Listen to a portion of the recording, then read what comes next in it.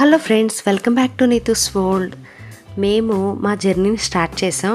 ఎక్కడికి అని చెప్పంటే మంగినపూడి బీచ్కి అయితే వెళ్తున్నామండి. మంగినపూడి మచిలీపట్నం దగ్గరలో ఉంటుంది, కృష్ణా జిల్లా అన్నమాట, ఆంధ్రప్రదేశ్.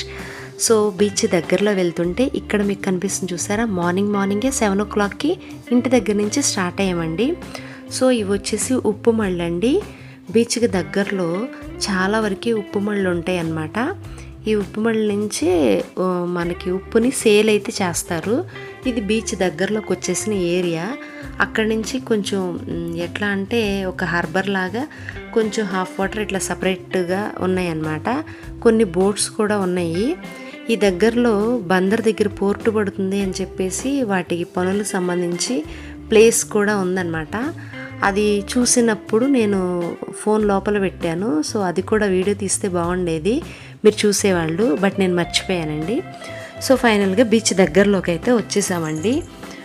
చిన్నపిల్లలు ఎవరిని ఉంటే హార్స్ రైడ్ అలా చేస్తారని చెప్పేసి హార్స్ కూడా పెట్టారనమాట. బీచ్ సరౌండింగ్ అంతా చూడండి, మొత్తం చెత్త చెదారం ఉందండి, అంత నీట్గా లేదు. టూరిజం డిపార్ట్మెంట్ వాళ్ళు కొంచెం పట్టించుకుని ఈ బందర్ బీచ్ని కనుక డెవలప్ చేస్తే మంచిగా ఇన్కమ్ ఆంధ్రాకి జనరేట్ అవుతుంది, ఎవరన్నా వచ్చి వెళ్ళడానికి కూడా నీట్గా ఉంటుంది. అలా అనిపించిందండి నాకు చూస్తే మాత్రం. ఇక్కడ ఏమన్నా బీచ్ ఫెస్టివల్ లాంటిది చేసినప్పుడు ఏమన్నా అలా డెకరేట్ చేశారో ఏమో తెలియదు, కానీ బ్యాక్ సైడ్ మాత్రం ఇప్పుడు పామ్ ట్రీస్ ఉంటాయి చూసారా, అలాంటివి లైన్గా ఒక 20-25 అట్లా పెట్టారనమాట. అది బీచ్ ఫెస్టివల్ టైంలో డెకరేట్ చేసి ఉండొచ్చు. ఇంకా ఈ ఏరియాలో కొంతమంది, నేను మాట్లాడే ఆ మామగారు వచ్చేసి కింద ఇసుకతో ఒక శివలింగాన్ని చేసి దండం పెట్టుకుని స్నానం చేస్తున్నారు. ఏమి అలా చేస్తున్నారని చెప్పేసి నేను అడుగుతున్నానండి ఇక్కడ. నెక్స్ట్ ఇటు సైడ్ అంతా కూడా కొన్ని వాళ్ళ బ్రాహ్మణులు ఉంటారు కదా, వాళ్ళ కార్యక్రమాలు అలాంటివన్నీ చేస్తున్నారు, పూజలు అలాంటివి అన్నమాట, పిండ ప్రదానం అలాంటివి చేస్తారు కదా. సో అవి అయ్యి ఉండొచ్చు. ఇంకా ఓకే, బీచ్ లోపలికి వెళ్దామా అని చెప్పి చూస్తున్నాము, కానీ అసలు వాటర్ మాత్రం ఫుల్గా ఇసుకతో నిండిపోయిందండి, నల్లగా ఉన్నాయి వాటరు. 10 years బ్యాక్ చూసామే కానీ మరి ఇంత ఇదిగా అన్నట్టు అనిపించలేదు. నాకు ఇప్పుడు మాత్రం చాలా ఇలా నల్లగా ఉన్నట్టు అనిపించేసినాయి. ఎందుకంటే ఈ చెత్త చెదారం అంతా దీంట్లోనే వేయడం వల్ల అండి కొంత పొల్యూషను, ఇంకొంత ఏంటి అని అంటే నీట్గా చేయలేదు కాబట్టి ఆ ఏరియా అంతా అలా ఉందన్నమాట.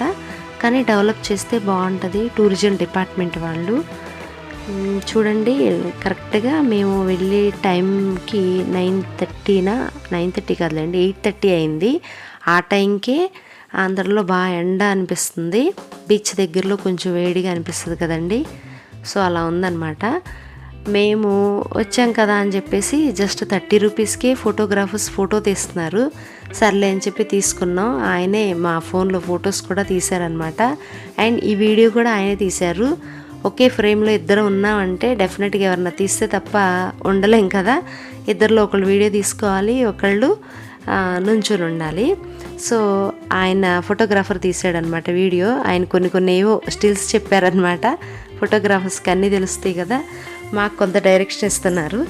సర్లే మేము ఇంకా స్నానం చేద్దాము అని చెప్పి వచ్చాము. అంటే ఆ ముందు రోజు నైటు మా అమ్మ దత్తాత్రేయ స్వామి గుడిలో ఒక నైట్ నిద్ర చేయడానికి అని చెప్పేసి వచ్చారు. మా అమ్మని తీసుకురావడానికి ఎలాగో వస్తున్నాం కదా అని చెప్పి, ప్లస్ పౌర్ణమి కూడా అని మేము కూడా బీచ్ దగ్గరికి అయితే వచ్చామన్నమాట, స్నానం చేసి వెళ్ళిపోదాంలే అని. జనరల్గా వాటర్ ఫాల్స్ అలాంటివి అయితే ఒక మినిమం 1-2 గంటలు టైం తీసుకుని నేను ఆ వాటర్లో నుంచి బయటికి రానండి. నేనే కాదు, జూహి కూడా మంచి ఇంట్రెస్టెడ్ అండి. వాటర్ వచ్చింది కనిపిస్తే చాలు బాగా ఆడుతూ ఉంటాడు. ఈ బీచ్లో మాత్రం నేను ఒక 10 minutes కన్నా ఎక్కువ ఉండలేదన్నమాట. సో బీచ్లో ఉన్నప్పుడు ఎలా అనిపిస్తుంది అంటే బాగా దాహంగా అనిపిస్తుందండి. ఎందుకు అంటే అన్ని వాటర్ ఉంటాయి కానీ తాగడానికి పనికిరావు కదా, చాలా ఉప్పగా ఉంటాయి కాబట్టి మనం తాగలేము. ఏమో మన ఒంట్లో వాటర్ అంతా డిహైడ్రేట్ అయిపోద్దు ఏమో, కానీ బీచ్లో ఉంటే బాగా వాటర్ అవుతూ ఉంటాయి. సో మేమైతే త్వరగా ఇంటికి వెళ్ళిపోవాలి, అది కాకుండా ఆ బీచ్ వాటర్ అవి చూసి కొంచెం భయం వేసి వెళ్ళిపోదామని అని చెప్పేసి జస్ట్ అట్లా స్నానం చేసి అయితే మేము వెళ్ళిపోయామండి. ఫోను ఫోటోగ్రాఫర్ కాబట్టి అటు ఇటు తిప్పుతూ ఉన్నారు. ఆయన చెప్పిన డైరెక్షన్స్ అన్నీ చేస్తున్నాం మేము ఇక్కడ. నెక్స్ట్ నేనైతే స్నానం చేసేసి వచ్చేసాను. ఇక మా హస్బెండ్ లోతు వరకు వెళ్తున్నారు. నాకైతే వెళ్ళాలనిపించలేదు, కానీ కొంచెం లోతుగా వెళ్తేనే అటు లోపలికి లాగుతున్నట్టు అనిపిస్తుంది, మట్టి అటు వెళ్ళిపోతుంది కదా. సో నేను మరీ అంత లోతుకైతే వెళ్ళలేదండి. జస్ట్ నా మోకాళ్ళు పై వరకు మాత్రం చాలే అని చెప్పేసి అక్కడ వరకే ఉన్నాను. కాసేపు అయితే ఆ బీచ్లో ఒక 10 మినిట్స్ ఉన్నామండి, అంతకన్నా ఎక్కువైతే ఉండలేదు. బీచ్లో క్లియర్గా ఉంటే వాటరు ఎక్కువసేపు ఉండాలన్నట్టు అనిపిస్తుంది అనమాట. వాటర్ అట్లా లేవు కాబట్టి మాకు కూడా అంత ఇంట్రెస్ట్ ఏం లేదండి, అంత ఇంట్రెస్టెడ్గా ఏం లేము. జస్ట్ ఫార్మాలిటీ కోసం అని చెప్పి వచ్చామన్నమాట. ఫాస్ట్గా ఒక 10 మినిట్స్లో అయితే వెళ్ళిపోయాము.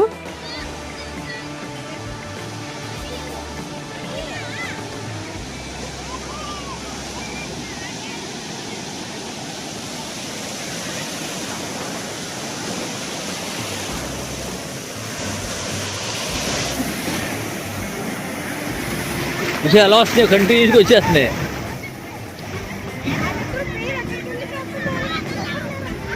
అది ఎంజాయ్మెంట్ అంతే, ఏం కాదు. హైట్ ఉండదు, అలా వచ్చినప్పుడే కొంచెం హైట్ వస్తుంది.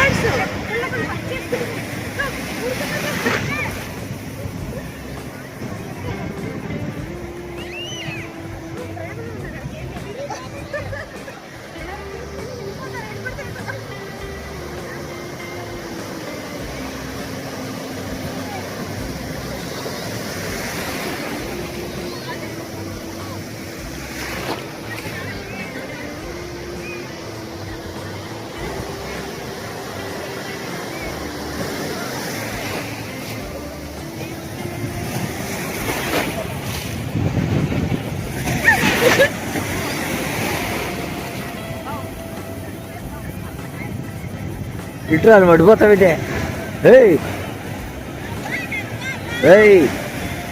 ఇట్రావే, ఇట్రా అడిపోతుంది.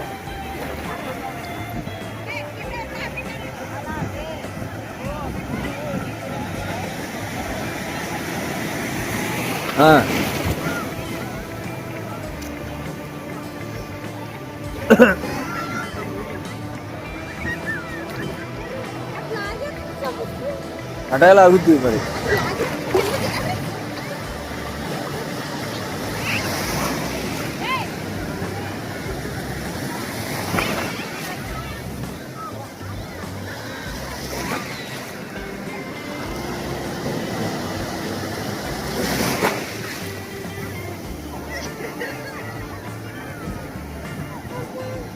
అమ్మాయి బీచ్ స్నానం నువ్వు చేయలేవు అయితే.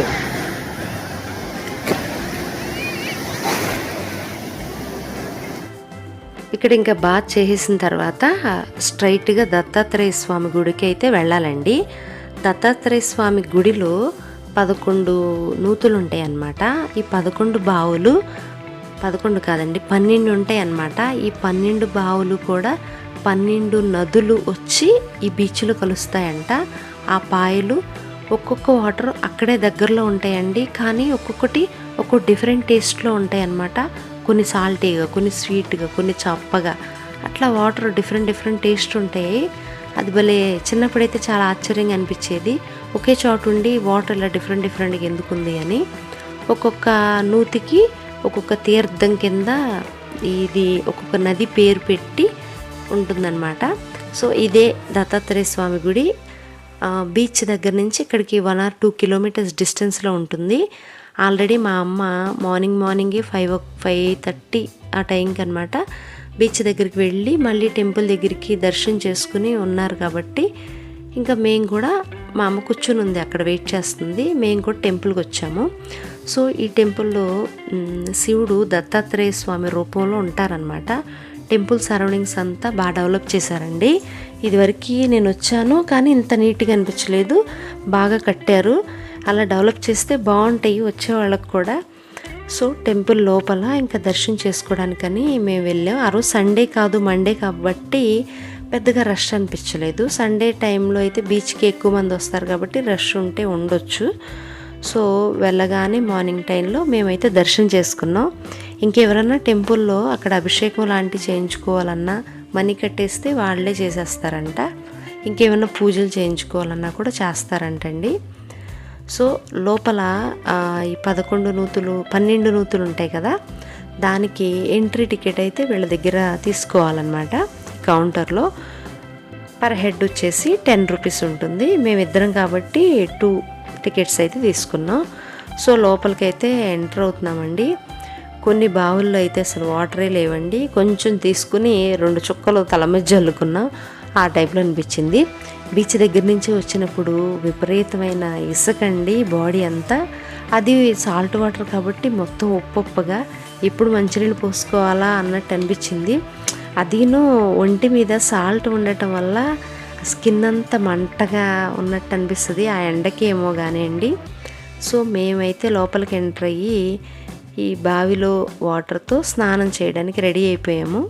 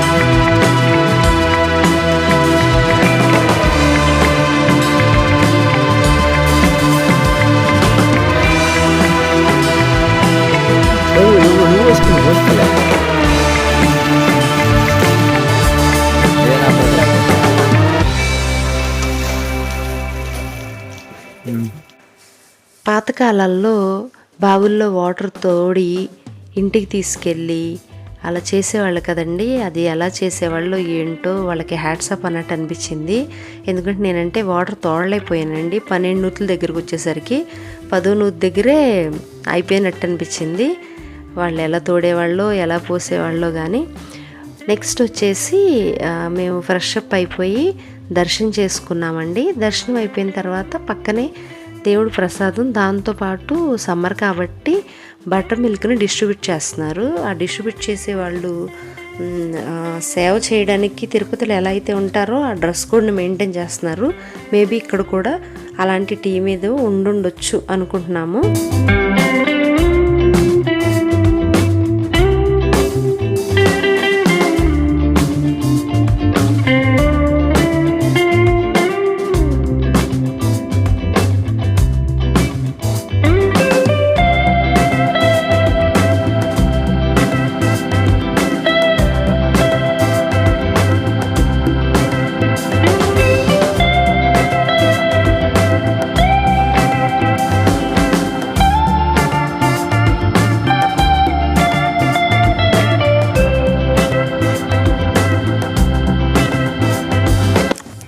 ఎంత బాగా ఎండ ఉందండి. ఆ ఎండ టైంలో ఇలా మజ్జిగ ఇస్తున్నారంటే నిజంగా పుణ్యం అంతా వాళ్ళదే అన్నమాట. అంత మంచి పని చేస్తున్నారు.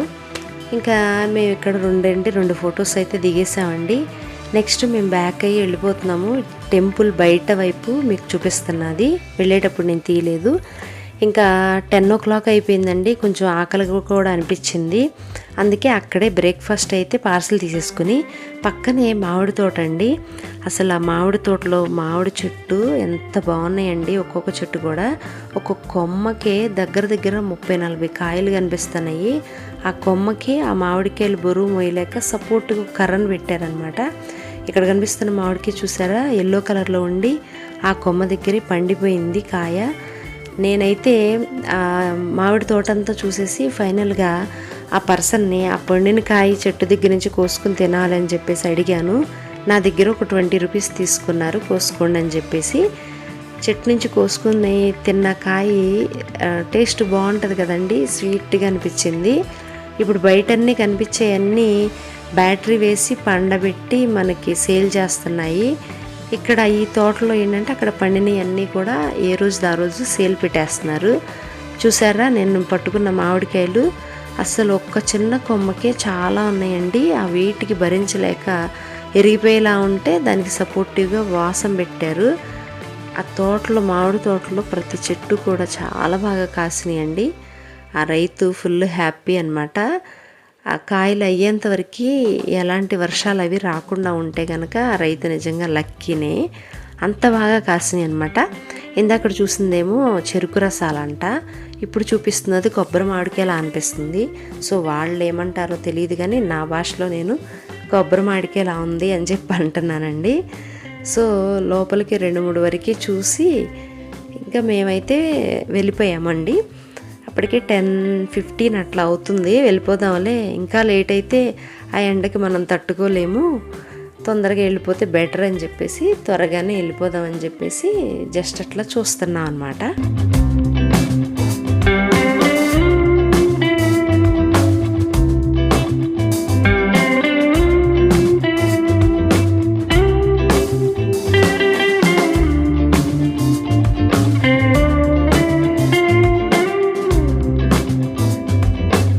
రాలేదు, ఇదే రాలేదు, పాడివే ఇంటికే ఆన్సకర్మా పడి. ఇంకా మామిడి తోట అంతా చూసాం. మేము కూడా ఒక డజన్ తీసుకుందామని చెప్పి ఫిక్స్ అయిపోయాం అనమాట. అడిగితే 350 అలా చెప్పారు. సరేలే అని చెప్పేసి 1 డజన్ ఇమ్మని చెప్పి అడుగుతున్నాము. సో మేము తీసేసుకుని బ్యాక్ వెళ్ళిపోతున్నాం. ఆ రోజు పౌర్ణమి కదండి, ఫుల్ మూన్ చూసారు ఎంత బాగుందో. ఓకే అండి, మీకు కనుక వీడియో నచ్చినట్టయితే లైక్ చేయండి, కామెంట్ చేయండి. న్యూ మెంబర్స్ ప్లీజ్ సబ్స్క్రైబ్ చేసుకోండి. ఇప్పటివరకు వాచ్ చేసినందుకు థ్యాంక్ యూ సో